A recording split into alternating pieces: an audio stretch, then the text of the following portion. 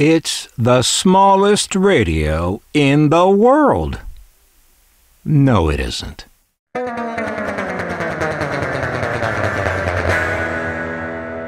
And I don't think it ever was, even in 1958 when it first came out.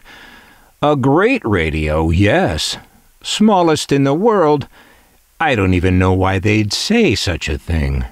And they say it in an ad in a 1958 magazine that showed several other smaller radios. Standard was a classy outfit, so how did this ad happen? Well, it looks like the ad was run not by Standard itself, but by you're going to make me say this, aren't you? The Nihon Denshi Tsusho Co. Limited. And I guess maybe that explains it. As we look over this terrific radio, see if you can guess what it has in common with the Regency TR-1 transistor radio. It's something on the outside of the cabinet, and it's something we saw on other early American transistor radios, but almost never on radios made in Japan. I'll reveal the answer later in the video. This sure is a good-looking radio of obviously high quality. Those who disparaged the entire category of Japanese-made transistor radios as cheap either willfully overlooked radios such as this, or were just ignorant of them. So who were these people who ran this ad? You're gonna make me say this, aren't you? The Nihon Denshi Tsusho Co. Limited. Who were they? My guess is that they were a distributor. I thought Standard had their own distribution in place quite early on. But, well, here we are. This tripod stand sketched in underneath the radio is not a real thing, as far as I know. Not for this model, anyway.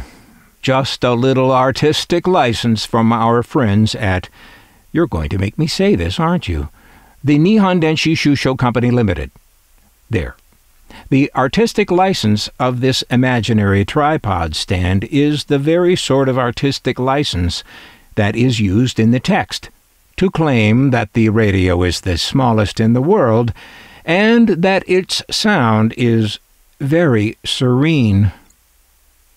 Standard is perhaps best known in transistor radio collecting circles for their tiny micronic ruby radios, little miniature marvels, the height of high-tech in their time. Do you suppose that the ad we looked at with the tripod was planned originally to offer one of those micros, and so that's why the claim of being smallest in the world? Then at the last minute they changed out the picture and the details to this larger radio?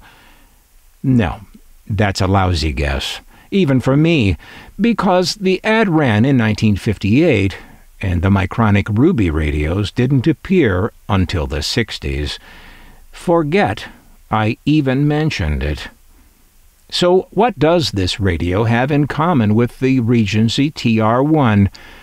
Well, if you're lucky enough to find one of these standard radios, you may be unlucky enough to find one from which the standard lettering has been worn off. The method used to apply the standard name, hot gold foil stamping, is less permanent than it ought to be. This lettering can and will rub off just in normal use. Having your brand name wear off a product is not a good look. I mean, it implies you don't even care about your brand, so why would you care about your products? Well, that's maybe a little harsh, but as you may have already noticed on this channel, I don't shy away from corporate critique. The foil stamping technique came to be used as a less expensive substitute for an earlier method of applying logos and lettering. In fact, the Regency TR-1 had used this earlier method in their first-generation models, but switched over in 1955 to foil stamping. There's a video on this channel about the Wilco ST630, which is one of the last radios to use that original technique, a technique that goes back to commercial radio's earliest days in the 1920s. What technique am I talking about? The technique of molding the logo or lettering right into the cabinet in the molding process and then applying paint, often gold paint, into the indented area. And here's another radio to use the technique, the 6TP304 from Toshiba. You're not going to wear off those letters, but you will wear off these letters. This is one of the foil-stamped Regencies. The extremely observant may have noticed that both techniques are present here on this standard.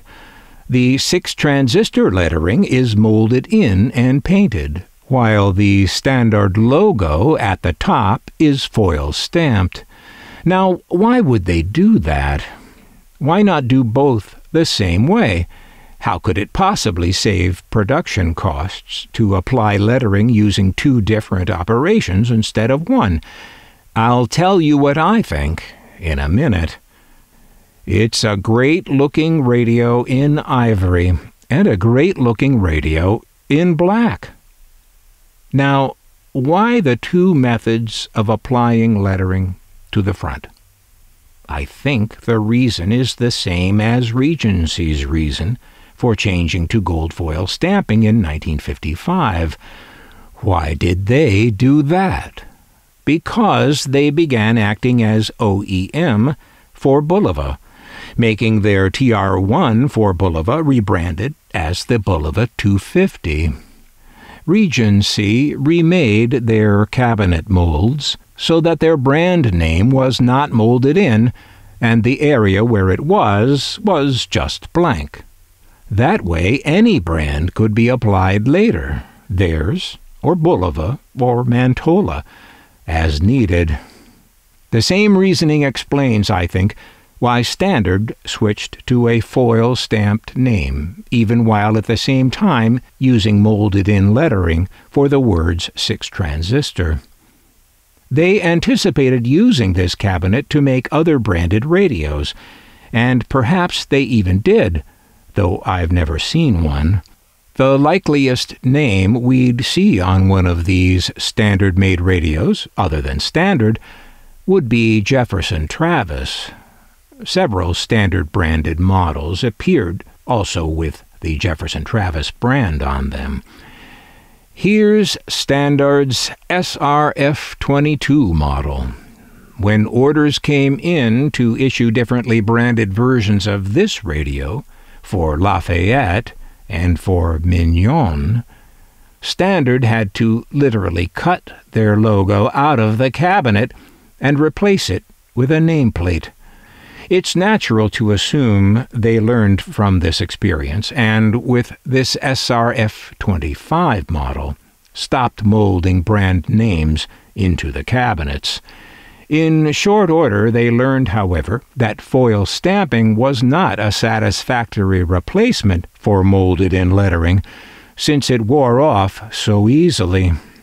And so the practice of applying logos with foil was short-lived, and Standard, along with the rest of industry worldwide, resorted to other methods of branding their products, most typically nameplates.